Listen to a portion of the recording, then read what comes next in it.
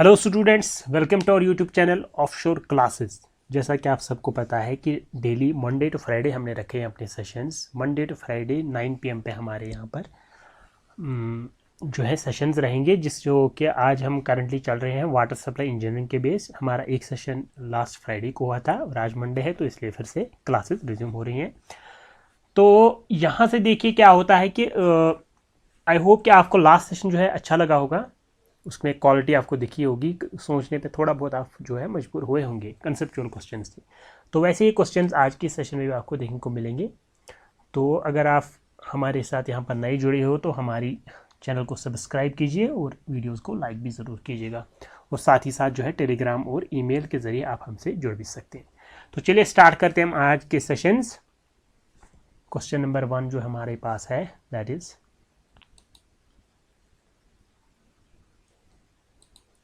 ठीक है। Question number 1 जो पूछ रहा है वो है the suspended solids present in surface water can be determined by.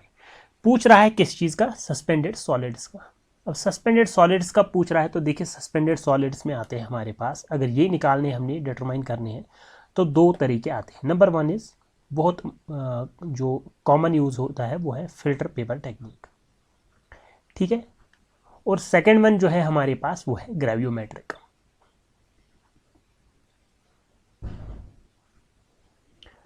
अब इस ग्रेवियोमेट्रिक में क्या होता है? ग्रेवियोमेट्रिक में वेट हम निकालते हैं सस्पेंडेड सॉलिड्स का वेट निकालते हैं और उसके बेस पे हम अंदाज़ा लगाते हैं कि ये सस्पेंडेड सॉलिड्स कितने हैं और बाकी सॉलिड्स कितने हैं। ये थोड़ी बहुत ओल्ड टेक्निक है, इसलिए आप प्रेजेंटली इसको यूज़ नहीं किया जाता है। तो यहाँ पर क्या हमें ग्रेवियोमेट्रिक मिल रहा है? बिल्कुल मिल रहा है। कलरोमेट्रिक ऐसा कुछ नहीं है। टाइट्रोमेट्रिक ये भी कुछ नहीं है। स्पेक्ट्रोफोटोमेट्रिक, इसमें फोटोमीटर्स का यूज़ होता है, लेकिन हमारे काम का फिलहाल तो है नहीं। हमारे पास जो था ग्रेवियोमेट्रिक और साथ ही साथ फिल्टर पेपर है नहीं ऑप्शंस में, तो ग्रेवियोमेट्रिक सही रहेगा। फिल्टर पेपर में क्या हम क्या करते हैं? फिल्टर पेपर में हम पानी को फिल्टर पेपर से पास करते हैं, तो उसके बाद टेम्परेचर ले जाते हैं 105 डिग्री तक। तो इस पे क्या होता है, सारा का सारा पानी जो है इवापोरेट हो जाता है, वहाँ पर आपका रिमेनिंग जो है सस्पेंडेड सॉलिड्स ही बच जाते हैं। और अगर आपने टेम्परेचर कर लिया 600 से 650 तक, तो वहाँ पर क्या बचेगा फिर? ऑर्गेनिक मैटर जो है वो भी वेपोराइज हो जाएगा, ठीक है, वेपोराइजेस, ठीक है। तो आई होप ये वाला क्वेश्चन आपको क्लियर हुआ होगा। नेक्स्ट पे चलते हैं। नेक्स्ट जो है वो है turbidity in surface water is due to the presence of. जो सरफेस वाटर में टर्बिडिटी होती है वो किस चीज़ की मदद से होती है? देखिए टर्बिडिटी का कंसेप्ट है, ऑलरेडी हमने लास्ट क्लास में देखा था टर्बिडिटी के रिलेटेड। टर्बिडिटी जो होती है, अगर ये हम मान लें ये हमारे पास पानी है, तो इसमें अगर टर्बिडिटी होगी तो वो किस चीज़ से होगी? टर्बिडिटी होगी अगर इस पानी में यहाँ पर कोई कोई पार्टिकल मौजूद है, ठीक है, जो सेटल डाउन ना हुआ हो, तो उसकी वजह से टर्बिडिटी हुई होगी, यानी कि सस्पेंडेड की वजह से टर्बिडिटी होगी। लेकिन अगर कोई डिजॉल्व हो चुका है, ठीक है, वो यहाँ पर दिखेगा ही नहीं, डिजॉल्व हो चुका है, तो उसकी वजह से टर्बिडिटी नहीं होगी। तो यहाँ पर देखिए डिजॉल्व वाला ऑप्शन तो ये गलत, डिजॉल्व वाला ऑप्शन तो ये गलत, डिजॉल्व वाला ऑप्शन तो ये गलत। आसानी के साथ आप इसको कर सकते थे, कोलोइडल या सस्पेंडेड की वजह से ही टर्बिडिटी हमारे पास होगी, ठीक है। नेक्स्ट हम चलते हैं क्वेश्चन नंबर 3 पे। ये क्वेश्चन मैंने देखा है बहुत बार पूछा जाता है, ऐसे थोड़ा बहुत इसमें लैंग्वेज का में आपको फंसाया जाता है। तो अगर मैं बात करूं कि ये कहाँ पर चाहिए, हाईलाइटर आ गया, ये कहाँ पर पूछा गया है? ये पूछा गया आपके मध्य प्रदेश के PSC में पूछा गया था 2015 और 16 दो में से एक में साल में था, ठीक है। देखिए पढ़ते हैं question. A 25 ml sample was diluted to 250 ml with distilled water, ठीक है। तो हमें क्या निकालना है? So that the odour of the sample was no longer perceptible, what was the TON अगर हमें निकालना है तो वो क्या होता है? उसकी फॉर्मूला होती है A+B/A, ठीक है, where A is test sample का वॉल्यूम, और साथ ही साथ अगर मैं B की बात करूं तो B क्या है हमारे पास? एरेटेड वाटर, एरेटेड या डिस्टिल्ड वाटर, डिस्टिल्ड वाटर। तो यहां पर अगर हम देख ले A कितना है हमारे पास, यानी कि टेस्ट सैंपल कितना है? 25 ml सैंपल, ठीक है। तो A की जगह हम लिख सकते हैं 25। फिर क्या पूछ रहा है, वाज डाइल्यूटेड टू 250 ml। तो देख रहा, मैं यही तो बोल रहा हूँ कि मैं लैंग्वेज पे ध्यान देना है। वाज डाइल्यूटेड टू पूछ रहा है, यानी कि a प्लस बी की वैल्यू आपको दी गई है 250। बहुत आसान क्वेश्चन है, लेकिन लैंग्वेज में आपको फंसा सकता है, इसलिए मैंने इसको यहाँ पर इंक्लूड किया। तो अगर इसको हम देख ले तो ये आ जाएगा आपका 10। देखिए अब यहाँ पर मैक्सिमम गलतियाँ कहाँ पर होती है, 80% गलतियाँ कहाँ पर होती है। ए प्लस बी की जगह, ए की जगह आप लिख लोगे 25, बी की जगह आप लिख लोगे 250, और साथ ही साथ फिर ए की जगह फिर एक बार 25, that comes equal to 275 upon 25। तो अगर इसको हम सॉल्व कर ले तो आपका आ जाएगा 11, जो कि हो जाएगा गलत। ठीक है, पूछ रहा है 25 ml सैंपल वाज डाइल्यूटेड। तो अगर क्वेश्चन में बोलता है कि 25 ml sample was diluted by या वाज डाइल्यूटेड विद, ठीक है, तब ये बन जाता 250 जो है सिर्फ और सिर्फ ए की वैल्यू, सॉरी बी की वैल्यू बन जाती। ठीक है, तो क्वेश्चन को बड़े ध्यान से पढ़ना है, कहीं ऐसा ना हो कि पॉजिटिव की जगह आप नेगेटिव करके आए वहां पर। नेक्स्ट चलते हैं, if the PO value is 3 it means PO value अगर 3 है हमारे पास, परसेप्टेबल ऑर्डर अगर हमारे पास 3 है। ठीक है, इसके लिए आपको आपके पास टेबल बनाई है, 0 1 2 3 4 और 5 तक होते हैं ये वैल्यूज़, याद होनी चाहिए आपको। तो 0 पे क्या होता है, नो स्मेल, नो ओडोर, बहुत ही अच्छा पानी होगा वो। ठीक है, तो अगर 1 है तो इसमें वेरी फेंट, आपको जैसे याद होगा, मैं बस रिमाइंड करा रहा हूँ आपको। वेरी फेंट के बाद क्या आएगा, 2 पे आता है फेंट, इसके 3 पे आता है डिस्टिंक्ट। डिस्टिंक्ट मतलब जो कि आपको पहचानी जा सके। ठीक है, ऐसी स्मेल जो आप पहचान सकते हो। ठीक है, 4 हो गया स्ट्रॉन्ग, और 5 हो गया एक्सेप्शनली स्ट्रॉन्ग। एक्सेप्शनली स्ट्रॉन्ग यानी कि अगर उस वो स्मेल लेने के बाद आप कुछ देर के लिए बिल्कुल भूल जाओगे कि आपने अब कहाँ पर हो। ठीक है, वो हो गया एक्सेप्शनली स्मॉल। तो हमारे क्या पूछ रहा था, 3 का हो गया डिस्टिंक्ट। तो यहाँ पर हमारे पास आंसर आ जाएगा वाटर गॉट डिस्टिंक्ट ओडोर, यानी कि ऑप्शन नंबर बी। नेक्स्ट चलते हैं हम, water is termed as sweet if the TDS is less than. ये क्वेश्चन भी फंसा सकता है, बिल्कुल फंसा सकता है ये वाला भी। ये पूछा गया था उत्तर प्रदेश जेई 2016 में। वाटर को आप स्वीट कब बोल सकते हो, अगर टीडीएस की वैल्यू कहाँ से कहाँ तक है। देखिए टीडीएस की अगर हम वाटर में बात करें कहाँ से कहाँ तक ये वैल्यू, तो वो है 500 से लेकर कहाँ तक, 2000 mg पर लीटर तक। यानी कि ये हो गई परमिसिबल वैल्यू, ये हो गई मैक्सिमम परमिसिबल वैल्यू। ठीक है, तो स्वीट की कैटेगरी के लिए मैं आपको बता दूं, स्वीट की कैटेगरी के लिए जो है थ्रेशोल्ड नंबर जो है, थ्रेशोल्ड या हम क्रिटिकल नंबर बोल सकते हैं, वो है 1000 स्वीट के लिए। अगर इससे पीछे चला गया यानी कि लेस देन 1000 आ गया, ठीक है, इस तरफ जो अगर आ गया तब ये स्वीट माना जाएगा। अगर इससे ऊपर आ गया तभी स्वीट नहीं रहता है। ठीक है, तभी स्वीट नहीं रहता है। ठीक है, और अगर ये 2000 तक पहुंच गया तब इसके बाद आप इसको नहीं पी सकते, इस पानी को बिल्कुल भी नहीं। ठीक है, लेकिन क्रिटिकल जो माना जाता है वो है 1000 ही आपका। आपने ड्रिंकिंग वाटर में पढ़ा भी होगा कि टीडीएस की वैल्यू जो है ड्रिंकिंग वाटर में कितनी होनी चाहिए। अगर वो वैल्यू रहती है 75 से लेकर 115 mg पर लीटर तक, तब ये बिल्कुल आइडियल मानी जाती है। इस पर बहुत अच्छा टेस्ट आपको पानी में मिलता है। ठीक है, लेकिन 1000 तक ये ठीक रहती है। अप टू 500 तक भी हम मान के चलते हैं कि अप टू 500 बहुत अच्छा रहता है। 500 से 1000 तक ओके कंडीशन चलती है, लेकिन 1000 जो है इस पर ओके, और 1000 से ऊपर अगर ये जाता है तब इसको स्वीट नहीं माना जाता है। ठीक है, नॉट स्वीट, वैल्यू आप याद रखिएगा। इसमें बहुत सारे बच्चे जो है 2000 मार्क करके आते हैं। मुझे पता है, मैंने तभी इस क्वेश्चन को यहाँ पर दिया था, वरना इसमें कुछ खास था नहीं। Next is EC of water and TDS are related as. Electrical conductivity of water और TDS को आपस में कैसे रिलेट किया जाता है। देखिए आपको पता ही है कि जो हमारे पास TDS है, टोटल डिजॉल्व सॉल्ट्स, इनको कैसे हम निकालते हैं, डायआयोनिक टेस्टर पे। ठीक है, डायआयोनिक टेस्टर पे कैसे हम निकालते हैं, अगर हमने निकालना होगा TdS तो वो होता है बराबर 0.65 इंटू इलेक्ट्रिकल कंडक्टिविटी। ठीक है, 0.65 इंटू इलेक्ट्रिकल कंडक्टिविटी, यानी कि TdS की वैल्यू जितनी ऊपर जाएगी इलेक्ट्रिकल कंडक्टिविटी की वैल्यू भी उतनी ऊपर जाएगी, यानी कि दोनों जो है डायरेक्टली प्रोपोर्शनल हम कह सकते हैं। यानी कि ये होगा डिक्रीज विद इंक्रीज, नहीं, इंक्रीज विद इंक्रीज बिल्कुल सही है।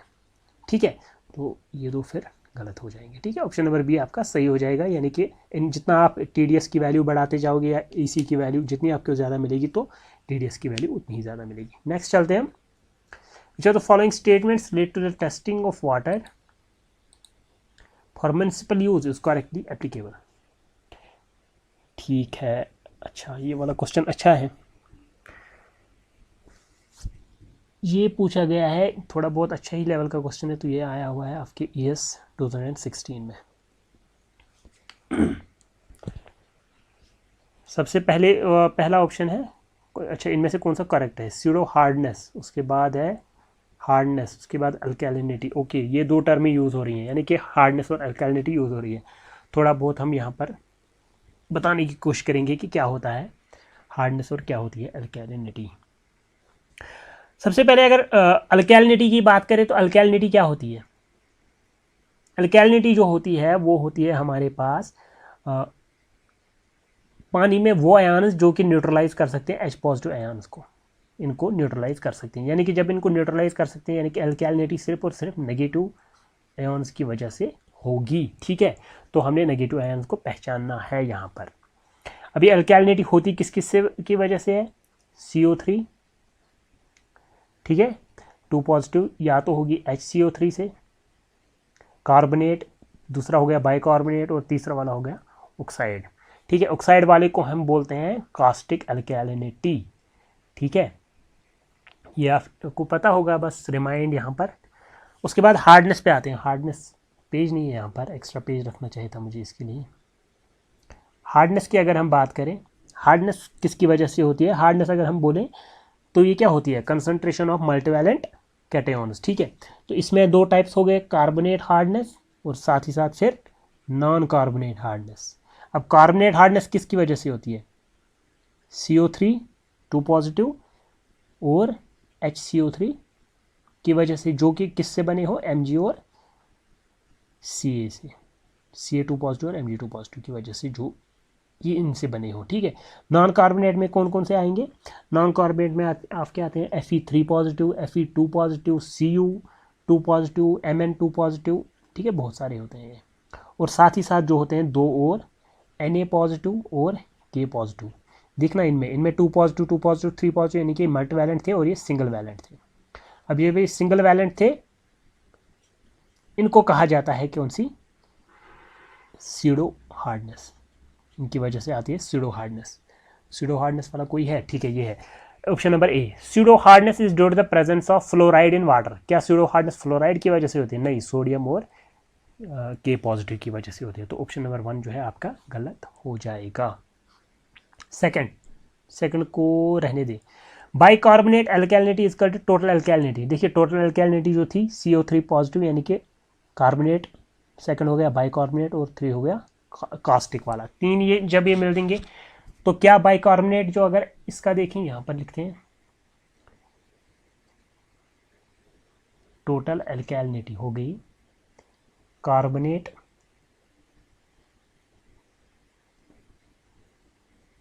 Plus bicarbonate plus caustic alkalinity, यानी कि OH नेगेटिव हो जैसे। तो बाइकार्बोनेट अगर हम यहाँ से निकालें तो क्या आ जाएगा? Total alkalinity minus carbonate minus OH negative. लेकिन अगर देखिए यहाँ पर अगर ये प्लस होता ना तब ये सही बन जाता, लेकिन यहाँ पर माइनस है। आप इसको ले जाइए, इसको इसी तरफ रखिए राइट हैंड साइड में, और इन दोनों को जो है लेफ्ट साइड में ले जाइए, तो ये वाला ऑप्शन भी हमारा गलत हो जाएगा। अगर यहाँ पर प्लस होता तो ये ठीक बन जाता। फोर्थ ऑप्शन देखिए, hydroxide alkalinity is equal to carbonate alkalinity plus bicarbonate alkalinity. फिर एक बार यही बात, क्या ये OH वाली जो होती है, सॉरी क्या पूछ रहा है, हाइड्रोक्साइड अल्कैलिनिटी, यानी कि ये OH वाली अगर होती है ये इन दोनों के बराबर होती है? नहीं, ज़रूरी है नहीं। फोर्थ ऑप्शन भी गलत, तो हमारा ऑप्शन सही रहेगा ये वाला। अब ये क्यों रहेगा सही, क्योंकि अल्कैलिनिटी और हार्डनेस में से जो मिनिमम वैल्यू होगी वही कार्बोनेट हार्डनेस मानी जाती है। मिनिमम ऑफ अल्कैलिनिटी एंड हार्डनेस, ठीक है, दो में से जो भी मिनिमम वैल्यू आएगी उसको बोला जाता है is equal to carbonate hardness. थोड़ा बहुत लैंग्वेज में फंसा सकता है आपको, इसलिए अच्छे से पढ़ना है क्वेश्चन को। नेक्स्ट हम बात करते हैं क्वेश्चन नंबर नेक्स्ट जो है स्टेटमेंट 1 दिया गया है, स्टेटमेंट 2 दिया गया है, उसके बाद पूछ रहा है कि कौन सा वाला इनमें सही है और कौन सा गलत है। ठीक है, तो ये भी है आपका ES क्वेश्चन ही, ES 13 में पूछा गया था। Statement 1, water with high algae growth often has pH values as high as 9 to 10। बिल्कुल सही बात है, स्टेटमेंट 1 बिल्कुल सही है। क्यों? क्योंकि जिस भी पानी में आप एल्गे पाओगे तो यकीनन उसमें pH की वैल्यू जो है वो 9 से 10 होगी ही होगी। लेकिन साथ ही साथ अगर किसी पानी में pH की वैल्यू 9 to 10 है, यानी कि 8 to 10 हम रेंज मानते हैं, अगर pH की वैल्यू 8 to 10 है तो ज़रूरी नहीं है कि वहाँ पर एल्गे हो। लेकिन इसके कंट्री अगर एल्गी है तो ज़रूरी है कि आपका pH का वैल्यू जो होगा वो 8 to 10 होगा ही होगा। तो स्टेटमेंट 1 बिल्कुल सही है। Second is non-utilization of the bicarbonate ion as a carbon source by algae can result in substantial accumulation of OH negative ions। ये तो भाई गलत है, नॉन नहीं होना चाहिए था। अगर यूटिलाइजेशन होगा, इसकी रिएक्शन अगर हम लिखें CO3 2 नेगेटिव प्लस H2O, ठीक है, जब ये रिएक्ट करते हैं तो वहाँ पर क्या होता है, वहाँ पर हमारे पास आता है HCO3 नेगेटिव और साथ ही साथ आता है OH नेगेटिव। ठीक है, ये क्या होता है, यही तो है बाइकार्बोनेट। ठीक है, ये क्या एक्ट करता है as food for algae. Algae आते हैं, इसको खाते रहते हैं, साथ ही साथ इसके उसकी वजह से क्या होता है, OH नेगेटिव आयन्स जो है एक्यूमुलेट होते जाते। ठीक है, तो यही पूछ रहा था नॉन यूटिलाइजेशन, लेकिन ये तो यूटिलाइज हो रहा है ना। यूटिलाइजेशन अगर होता है स्टेटमेंट की utilisation of the bicarbonate ion as a carbon source by algae can result in substantial accumulation of OH negative ions, तो सही रहता, लेकिन इसने बोला कि नॉन यूटिलाइजेशन। तो statement 1 is true and statement 2 is false. Next हम बात करते हैं what is the equivalent calcium carbonate concentration of 110 mg पर लीटर ऑफ CaCl2। ओहो, बहुत ही अच्छा क्वेश्चन, फिर एक बार फंसा सकता है बहुत सारे बच्चों को। ये पूछा गया है, ES में ही ऐसे क्वेश्चन आते हैं जिनमें थोड़ा सा दिमाग लगता है।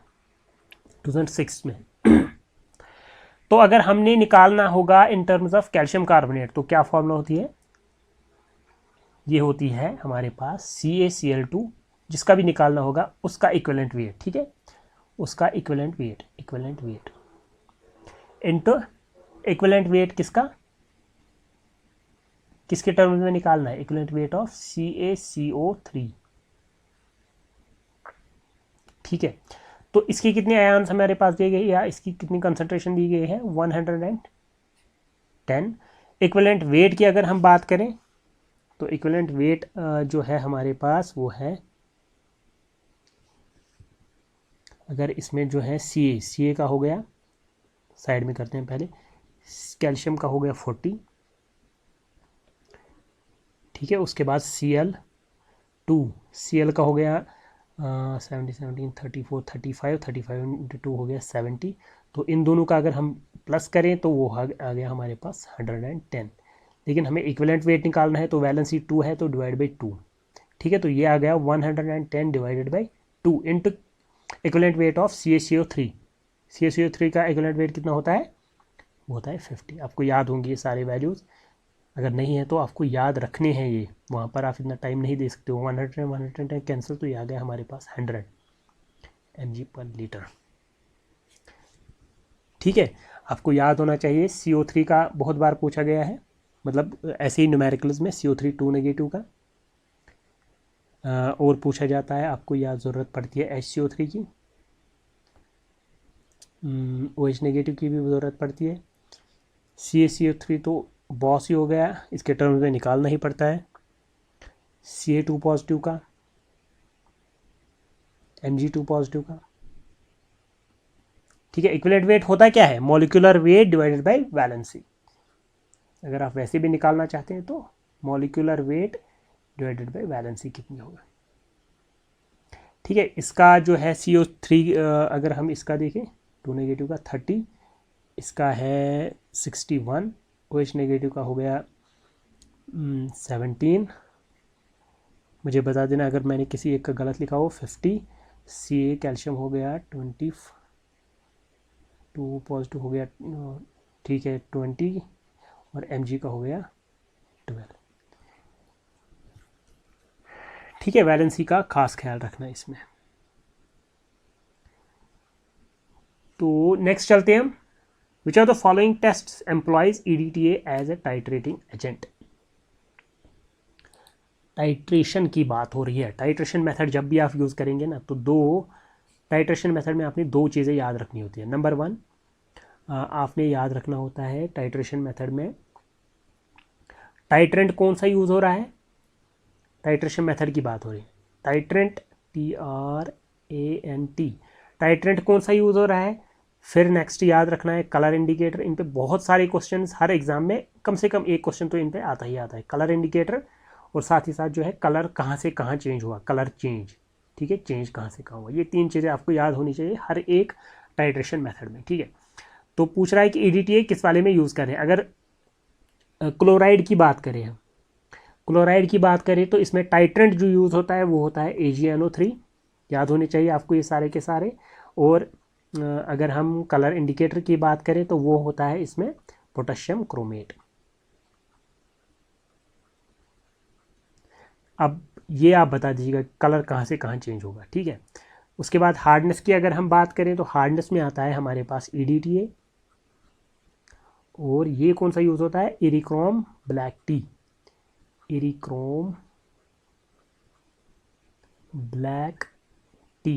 ये बहुत इंपॉर्टेंट क्वेश्चन है, इनमें ज़रूरी से ज़रूरी एक क्वेश्चन आपको मिलता है, चाहे SSC दो आप, PSC दो आप, या SSB दो आप, एक क्वेश्चन तो ज़रूरी आता है इस वाले मेथड से, मतलब टाइट्रेशन में से ये टाइट्रेंट कौन सा है, कलर इंडिकेटर कौन सा है, कलर चेंज कहाँ से कहाँ होता है। DO की अगर हम बात करें तो DO में होता है टाइट्रेंट जो यूज़ होता है वो होता है सोडियम थियोसल्फेट,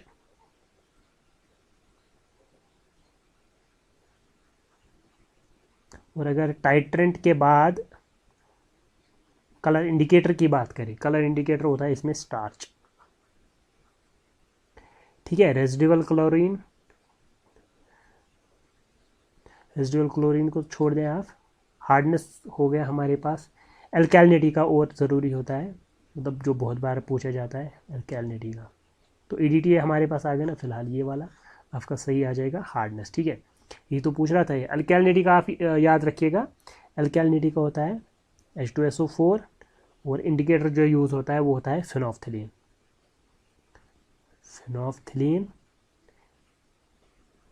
एंड, और दूसरा इंडिकेटर जो उसमें होता है वो होता है मिथाइल ऑरेंज, ठीक है। ये 2 इंडिकेटर्स इसमें यूज़ होते हैं, ठीक है। तो याद रखिएगा ये टाइट्रेशन के सारे मेथड्स इनमें, और क्या कमेंट्स में आप लिख देना कि कलर कहाँ से कहाँ चेंज होता है किस वाले में, ठीक है, कौन से टाइट्रेशन मेथड में कलर चेंज आप बताओगे, ठीक है। किस किस का याद होगा आपको, वरना नेक्स्ट क्लास में हम वो भी इंक्लूड कर लेंगे, ज़रूरी है, वो भी बहुत बार पूछा गया है। तो आज की सेशन में इतना ही, 10 क्वेश्चंस का हमने रखा ही है शेड्यूल। तो मंडे टू फ्राइडे फिर एक बार हम कह के जाते हैं कि मंडे टू फ्राइडे आपकी क्लास रेगुलर रहेंगी। तो नेक्स्ट सेशन में मिलते हैं, तब तक के लिए। लेकिन फिर एक बार रिक्वेस्ट कि अगर आपको हमारा कंटेंट, हमारी क्वालिटी अच्छी लगती है तो प्लीज़ चैनल को सब्सक्राइब कीजिए और वीडियो को लाइक, और साथ ही साथ अगर जुड़ना चाहते हैं तो डिस्क्रिप्शन में आपको लिंक्स मिलेगी, वहाँ पर ज्वाइन हो सकते हो। तो मिलते हैं नेक्स्ट वीडियो में, तब तक के लिए गुड बाय।